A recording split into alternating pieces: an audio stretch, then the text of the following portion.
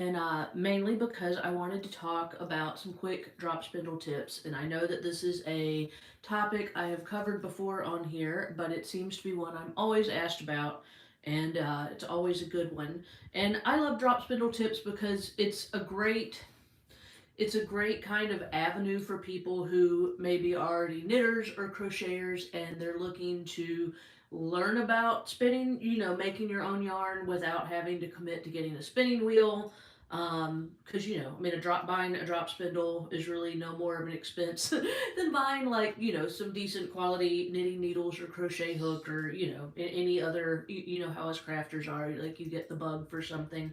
So a drop spindle, this is a drop spindle by the way, so I guess I should introduce it. Hello, this is my drop spindle. This one is a top whirl drop spindle, basically meaning the whirl is on the top. and Versus a bottom whirl drop spindle where the whirl would be on the bottom. But I have a bunch of videos on a bunch of different types of drop spindles, and I wanted this one to just be quick.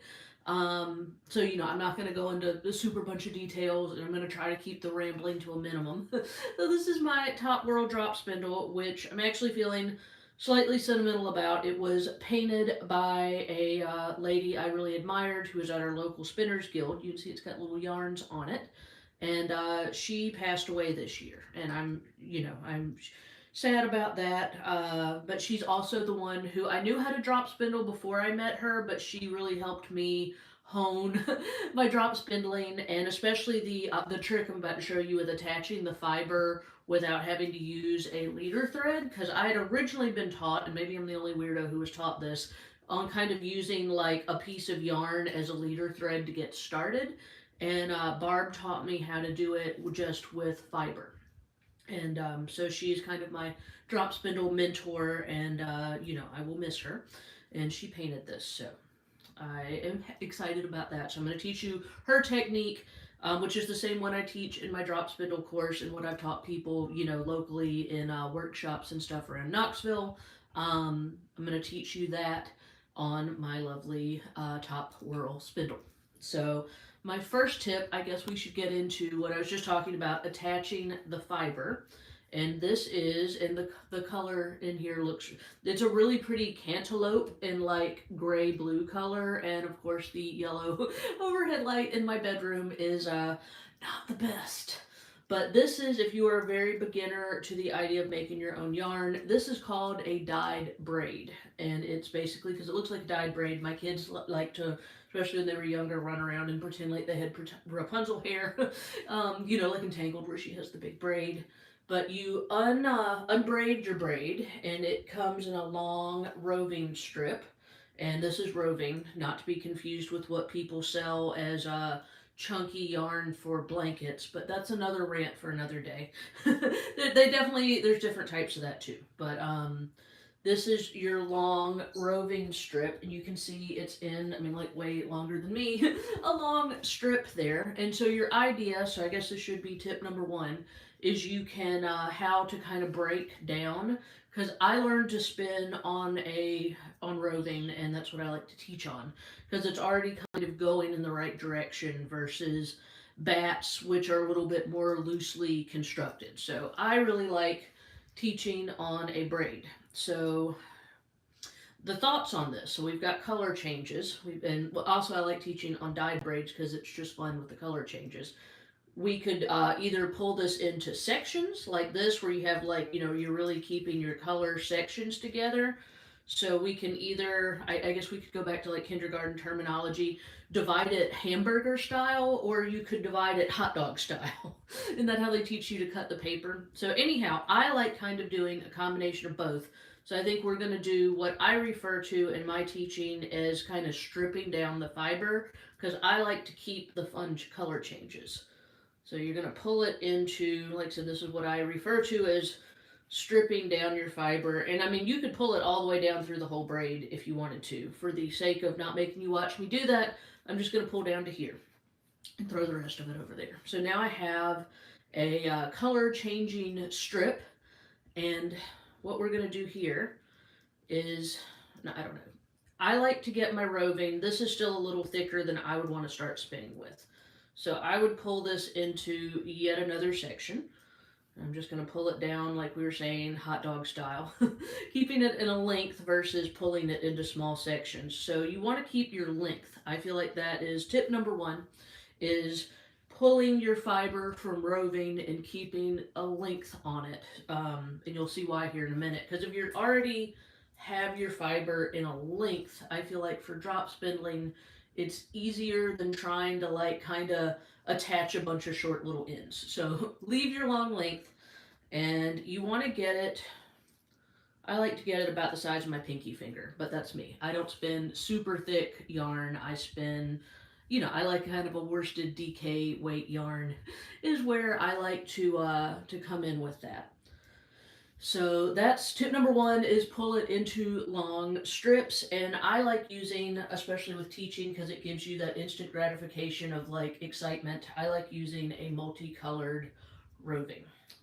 So the next thing you want to do is pre-drafting. And pre-drafting is key whether or not you are spinning on a drop spindle or spinning on a spinning wheel, because you're basically, what I mean by pre-drafting is you're going to go through, gently do this. And you're just kind of pulling it. You don't want to pull it to the point that it comes apart. And this is where it's fun to try different breeds. This is a Rambouillet, so it has fairly longer fibers to it. But some you wouldn't want to use something with really short fibers, would come apart easier. But for pre-drafting, what we're going to do is you're literally just loosening up the fiber, and this can be especially helpful with fiber that has been dyed, because even no matter how careful you are dyeing fiber, you are it's wool and it's getting agitated and getting stuff added to it, so it can sometimes be kind of dense.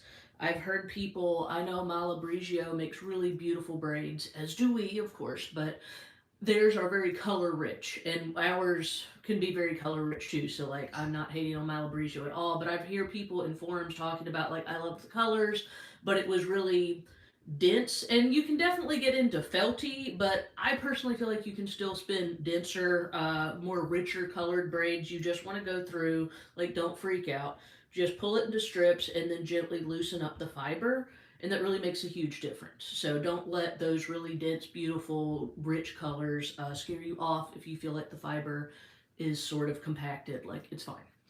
So now that we have pre-draft, we've stripped it out long, and then we have gone through and loosened it all up with the pre-drafting. And now I'm going to show you how to attach this to the drop spindle without using like a leader thread. And this is the same technique that I go in more detail in my drop spindle course. So if this is your jam, I would go look that up. What you're going to want to do is you're going to get the end, and we're going to make like a sandwich around the hook. And then you can see how I've got it I like to kind of drape it around my arm. That's one thing I like about drop spindling, is it's a full body maneuver. And I usually have restless energy I need to get out, so that's why I'm a spinner and not so much like a cross stitcher, because I'm not very good at sitting still. So get your fiber however it floats your boat, make a little sandwich, and then you're just going to get twist going. And you're not going to worry about the fact that this is thicker or bumpier or not what you want it to be. Like, this is not the part where you want to be fussy about like, oh my god, it's not exactly perfect yarn. I mean, it's the first, 2 inches of yarn. Like, it's okay. It doesn't have to be perfect in that first 2 inches. So don't even stress about it. You're just trying to get enough length to run from the hook to wrap around here. So we're going to get some twist, and we're really just going to do like what most people would consider, like, we're just not going to stress. We're just going to kind of pull and then let the twist kind of run up the the fiber, and you're literally just trying to get enough fiber. And so this is where it depends on, how big your whirl is, and, how long your hook is. So I can't tell you an exact length, but you're trying to get enough fiber to go from your hook that you could bring it down and wrap it around at least once, maybe twice, and then bring it back up and hook it again. And that's all we're trying to do. We're trying to get the fiber. We're basically making enough yarn out of the fiber to run from the hook to be able to pull it down and wrap it around at least once.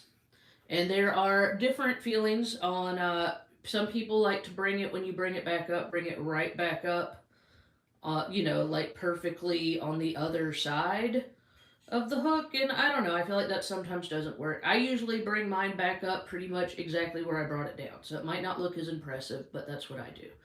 So I'm just going to bring it back, you know, after I've twisted it around, I'm going to bring it back up and just stick it back under the hoop. And now we've done the hardest part. That's the hardest part. So once you've done that, that's what, tip 2? So we got our fiber prep tip, we got our how to connect it with the fiber without a leader thread. And you can see how that looks. It's from the hook, wrapped around, and brought back up. So that's tip 2, is how to connect with your fiber versus leader thread. And like I said, you don't worry. You can see this is like poofier here, and then it's thinner here, and you know, we're not going to worry about what this looks like. It's the tail end of the yarn. Don't worry about it. So next tip for actual spinning is, because I didn't want this video to get too long, so let me get my tips straight. Okay, my next tip is that you can either, because I'm not, like I said, this isn't going to be a full class.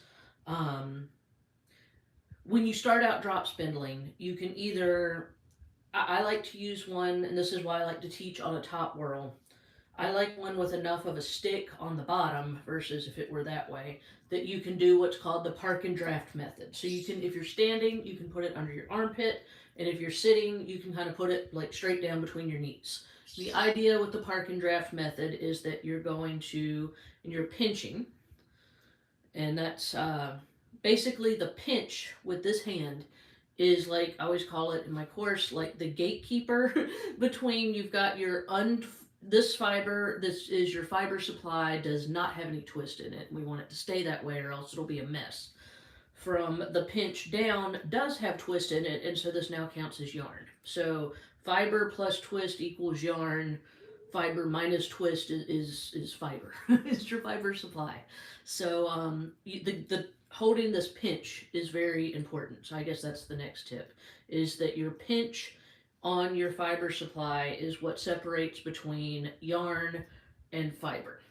So while holding your pinch, you're going to twist, stick it under your arm or in between your knees, whichever park and draft method you're going with, and then we're going to do a pinch switch.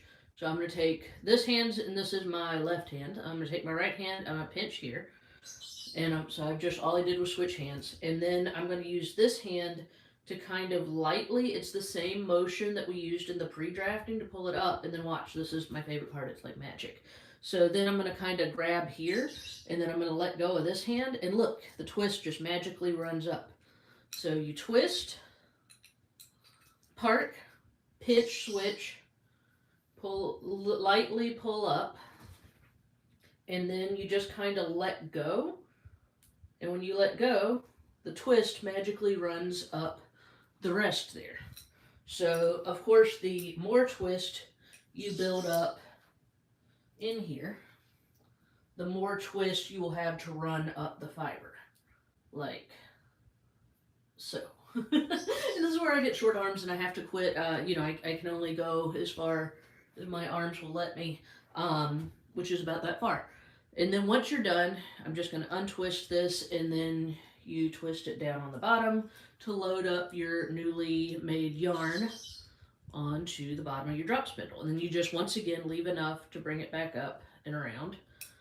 And then you start all over again. So it becomes like a nice fun little rhythm here. And see, I've gotten some twist in there. You can kind of untwist that if you got too much twist in your fiber. And you will figure out kind of the amount of length and twist that it really just becomes like a by feel thing. So you will kind of get the knack for how far out you can pull this, and you know how the twist runs on it for you. So let me see, I'll give you 2 more tips and then I'm done. So what do you do if you are spinning and it comes apart and you're like, oh no, now I have my fiber supply and I have my drop spindle, what am I going to do? So my next tip is, on any sort of spinning, you might want to unwind it a little bit to give yourself something to work with. The fuzzy sections, so see this fluffy part and this fluffy part, the fuzzy sections are like glue. So if you break your fiber supply, or if you're, spinning from a bat and you're just adding in more, what you're going to do is you're just adding one fuzzy section on top. You just lay it parallel with the other fuzzy section and you just hold them together, and then get your twist back in here. I'm twisting. And then see, I've got my two fuzzy sections together. You just pull it out straight and the fuzzy sections hold on to each other, and boom, you're back in business. So you remember the twist is the glue. So if you break your, need to connect them, don't freak out. All you got to do is just lay the two fuzzy sections on top of each other, then get twist running into it. So that's that. And let's see, my last tip. My last tip for drop spindling is what I really prefer if I am drop spindling is, instead of doing the park and draft method when you are feeling froggy and you want to try doing, I call it the drop spindling down to the floor method. To me, letting it spin and drop is more like spinning on a spinning wheel, because you're getting more time to do the drafting versus doing it like 2 inches at a time. And it looks more complicated, but like, you can do it. So what you're going to do is you're just going to get your twist going again. Get your twist going. And then we're just going to let it drop down. See, and you can get the twist going again. And you're going to let it drop down towards the floor. And this is where it's easy for your fiber supply to break as you're learning. But my tip with that is, here, we're going to line this back on here, is do not get entranced with staring at your drop spindle. And I might have let that get a little too thin. Don't. This is the most common mistake I see with people, is you want to keep your focus on what you're doing here with your hands, not with what the drop spindle's doing. So you want to ignore the drop spindle as it's spindling down. And then you pay to see how much thinner it got. That's my other tip. See how much thicker this is. Doing the park and draft method, for me personally, I end up with thicker yarn.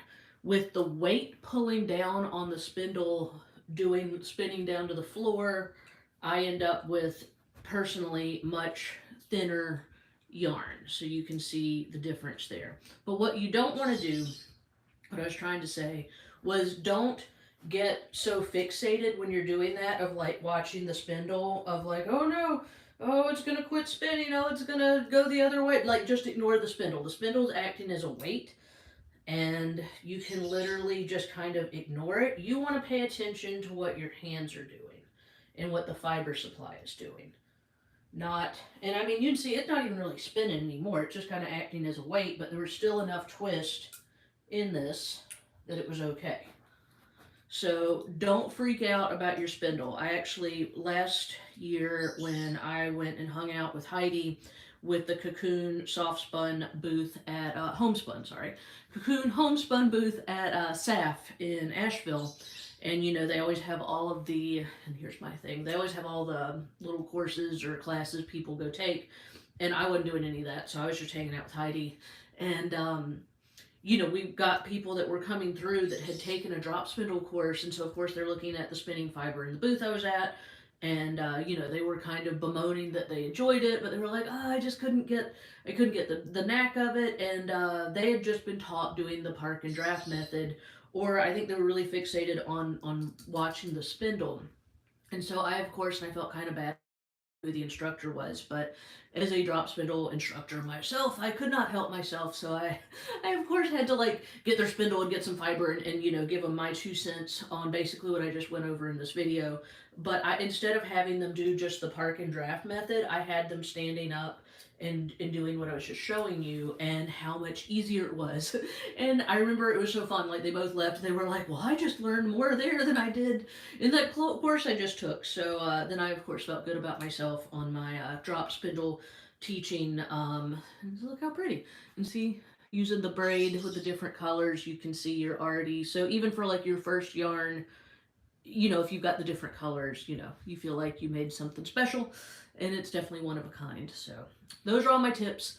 And let's see, my inspiration for making this video. I'm trying to be better about being on theme with what we're what we're doing at Crafty Housewife Yarns. I just added a what did I just add?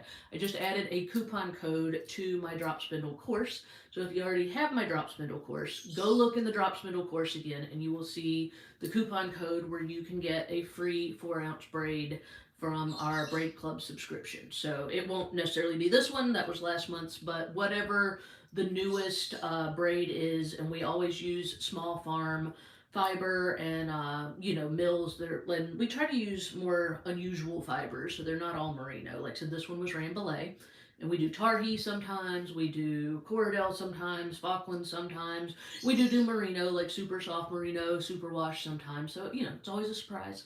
But it is always, it's not like bulk ordered wool from overseas. It's that, we bought like some giant amount of and then use the same thing every time. It's a different small farm, small mill, American wool situation every time. So you get 4 ounces, 4-ounce braid for free. So that coupon is in the drop spindle course. If you already have the drop spindle course, go get your coupon, sign up, get a braid. If you do not have the drop spindle course, well then what are you waiting on? You should go get the drop spindle course. It's and I feel like it's $20. Like, it's less than you would spend on the braid that you're going to get for free. So go get the drop spindle course. Goes over a lot of exactly what I taught here, but obviously multiple different videos so you can pick which section, like this is the part I need help with, and watch just that part over and over again versus having to like find your place, or like find the different topics. It's all step by step.